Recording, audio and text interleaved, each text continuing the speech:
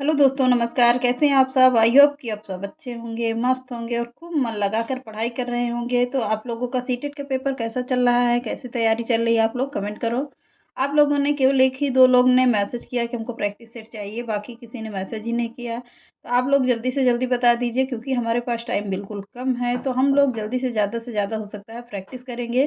15 दिन ही बचे हुए हैं, 15 दिन में 15 प्रैक्टिस सेट अगर हम लोग कर लेते हैं, 15 दिन आज को तो छोड़ ही दो, सिर्फ़ 14 दिन ही बचा हुआ है पेपर के लिए, तो आप लोग अच्छे से मन लगाकर तैयारी कर लीजिए कि कैसे तैयारी करना है, कैसे नहीं करना, पूरी रणनीति के साथ अच्छे से मन लगाकर एनसीईआरटी वगैरह पढ़ डालिए। एनसीईआरटी से अगर आप लोगों का जूनियर लेवल का है, तो एनसीईआरटी की पूरे बुक पढ़ लीजिए 6 से 8 तक की। आप लोगों के अच्छे से अच्छे नंबर आ जाएँगे और अच्छे से अच्छे आप लोगों का ए एग्ज़ाम भी क्लियर कर पाओगे, तो आप लोग उसको ज़रूर प्रैक्टिस कर लीजिए। और रही बात साइको की और हिंदी की, तो उसको भी थोड़ा-थोड़ा जो प्रीवियस का यूथ का और अगर अदर-अदर आते हैं, कई आते हैं कि मतलब आप लोगों को पूरी प्रैक्टिस सेट उसमें देखते हैं। तो आप लोग ज़्यादा से ज़्यादा पढ़ाई कर लीजिए और कमेंट करके बता दीजिए कि हमको प्रैक्टिस सेट चाहिए, तो हम उसी हिसाब से अपना मैटर भी तैयार करना पड़ेगा। तो आप लोग उसको पढ़ लीजिएगा प्रैक्टिस सेट और आज से ही मैसेज कर दीजिएगा कि हमको कितने लोग, जितने ज़्यादा लोग होंगे उतना ही अच्छा लगता है पढ़ाने में। 1-2 लोगों के लिए पूरी क्लास को सब इधर-उधर कर देना पड़ता है। तो आप लोग जल्दी से जल्दी कमेंट करके बता दीजिए कि हमको कितने दिन बचे हुए हैं और कौन-कौन करना चाहता है प्रैक्टिस। तो चलिए आज के सेशन को हिंदी से चालू करते हैं। आज की हिंदी का सेशन है क्या? आज का हिंदी बिल्कुल साहित्य से प्रश्न होंगे, तो आप लोग इसको प्रैक्टिस सेट करिए, अच्छे से मन लगाकर पढ़ाई करिए। आज के सेशन का पहला प्रश्न देख लेते हैं कि आज के सेशन का पहला प्रश्न क्या है? चरित्रहीन किसकी रचना है? चरित्रहीन किसकी रचना होगी?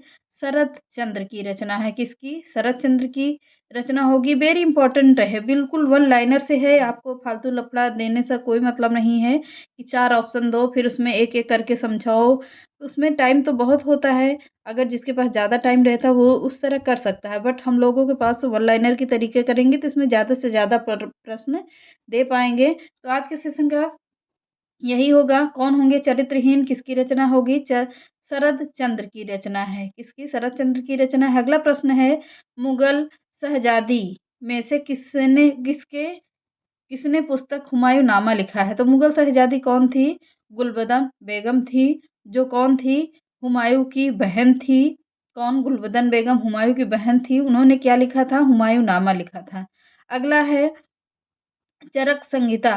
चरक संहिता किससे संबंधित है? तो चरक संहिता सभी को पता होगा चिकित्सा से संबंधित है। यह एक पुस्तक थी जो चिकित्सा से संबंधित है किसकी? तो आप लोग इसको कमेंट करके बताइएगा कि है किसकी चरक संहिता। तो अगला प्रश्न देखते हैं, मिताक्षरा का संबंध किससे है? दिख रहा होगा, मिताक्षरा का संबंध किससे है? हिंदू विधि से है। किससे? हिंदू विधि से होगा। अगला है, लीलावती पुस्तक संबंधित है किससे? लीलावती पुस्तक किसकी होगी? आप लोग बताइएगा, कमेंट करिएगा कि ये पुस्तक किसकी है? जो संबंधित किससे है? गणित से है। किससे? गणित से होगी। अगला देखते हैं, आगे का प्रश्न देखते रहिएगा।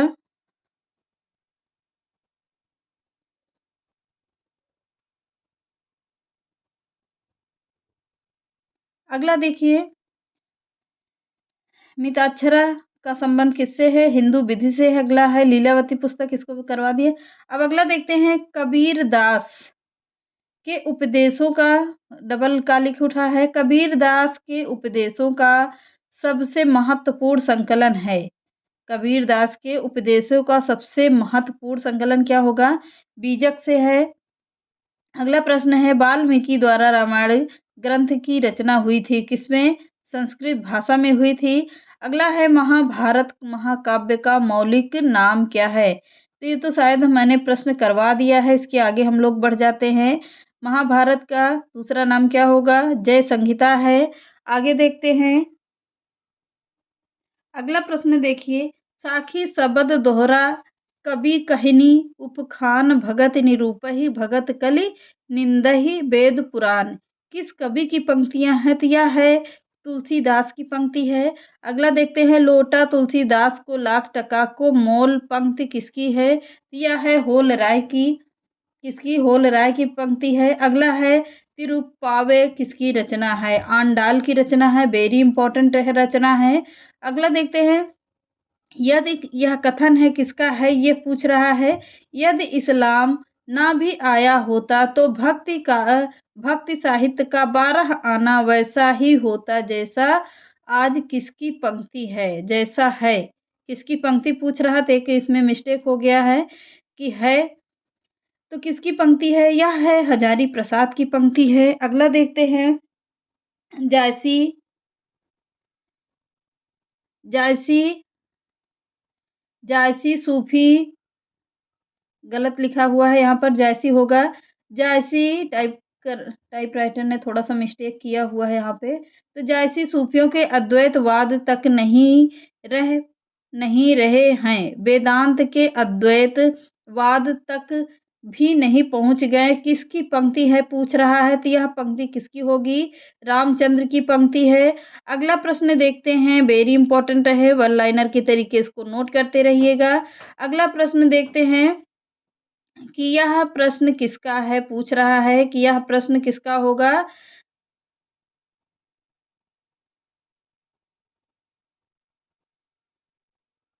एक मिनट, थोड़ा सा आगे हो गया है।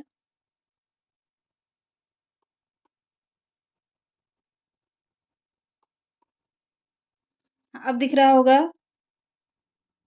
20वां प्रश्न होगा क्या? पद्मावत को अन्योक्ति या समासोक्ति काव्य कहने वाले आलोचक हैं कौन?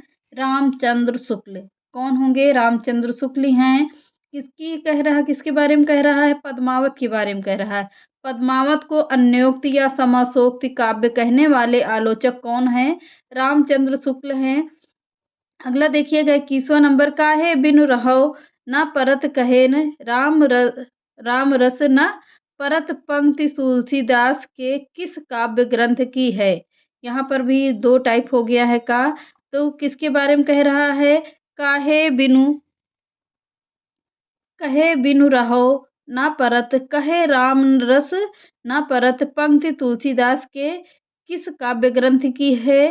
तो किस काव्य ग्रंथ की होगी? विनय पत्रिका की है। अगला प्रश्न देखते हैं, रामचरितमानस की रचना गोसाई जी ने कब प्रारंभ किया था? तुलसीदास गोसाई किसको कह रहा है? तुलसीदास के बारे में कह रहा है। कब किया था? तो 1574 ईस्वी में किया था। अगला है, राम भक्ति में रसिक संप्रदाय के लेखक हैं। राम भक्ति के रसिक संप्रदाय के लेखक हैं कौन हैं? भगवती प्रसाद सिंह हैं। कौन होंगे? भगवती प्रसाद सिंह हैं। अगला देखते हैं, अगला प्रश्न देखिए आगे फटाफट से। राम भक्ति में रसिक संप्रदाय के लेखक कौन होंगे? भगवती प्रसाद सिंह हैं। अगला प्रश्न देखते हैं, श्री संप्रदाय के आराध्य थे कौन थे? श्री संप्रदाय के आराध्य किसे मानते थे? नारायण को मानते थे।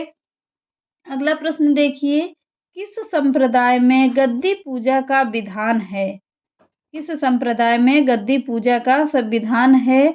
राधा बल्लभ संप्रदाय। किस संप्रदाय? राधा बल्लभ संप्रदाय के विधान में है। अगला है, सत्यनारायण कविरत्न कृत रचना है। सत्यनारायण कविरत्न कृत रचना है किसमें?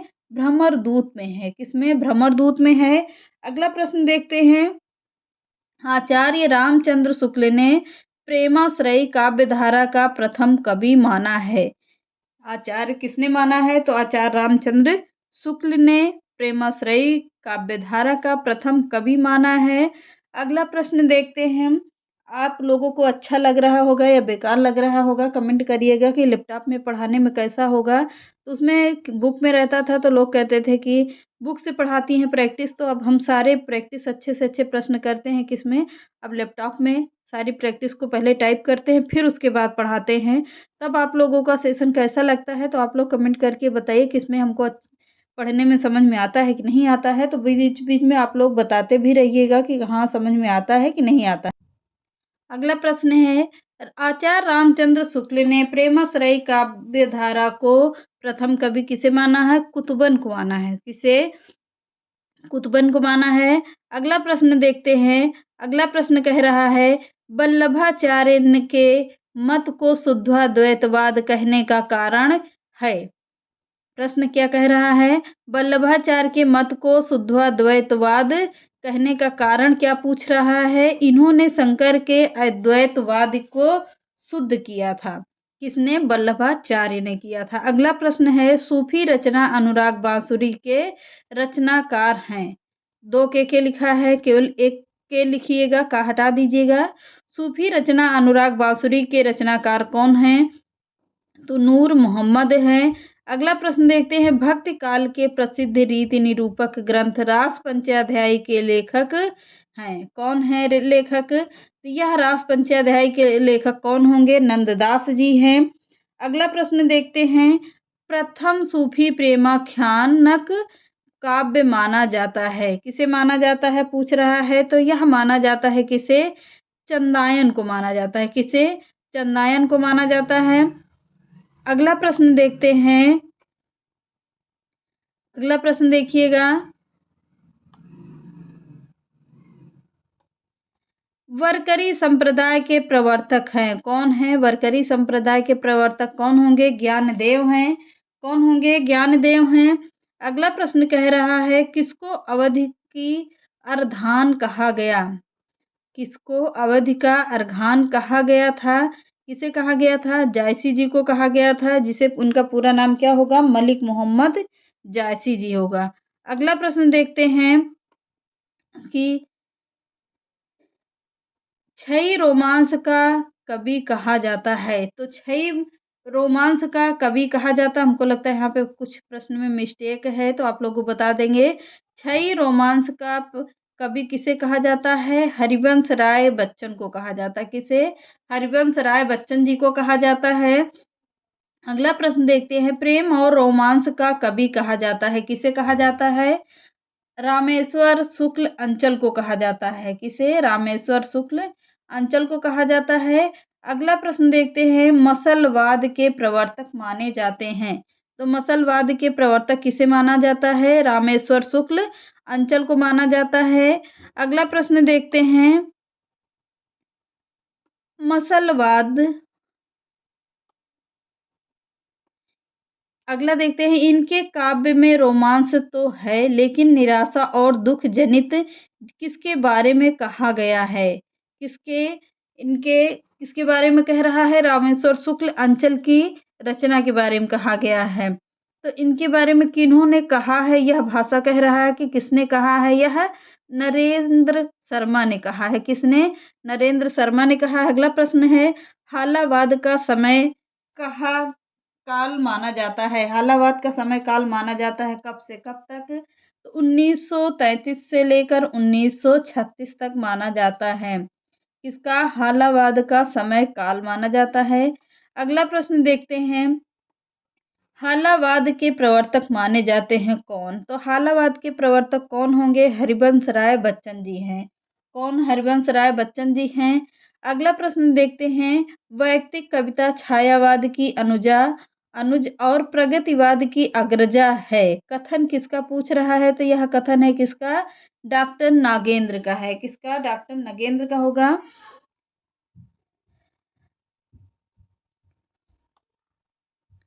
किसका है? डॉक्टर नगेंद्र का है। अब पूरा प्रश्न दिख रहा है, तो आप लोगों को इस पर पढ़ाने में अच्छा लग रहा है पढ़ने में या नहीं अच्छा लग रहा है? तो जैसा भी हो कमेंट करके बताइएगा कि आज का सेशन कैसा लग रहा है, कैसा नहीं लग रहा है। तो चलिए मिलते हैं नेक्स्ट क्लास में। चैनल पसंद आए तो लाइक, सब्सक्राइब एंड शेयर कर दीजिएगा। नमस्कार।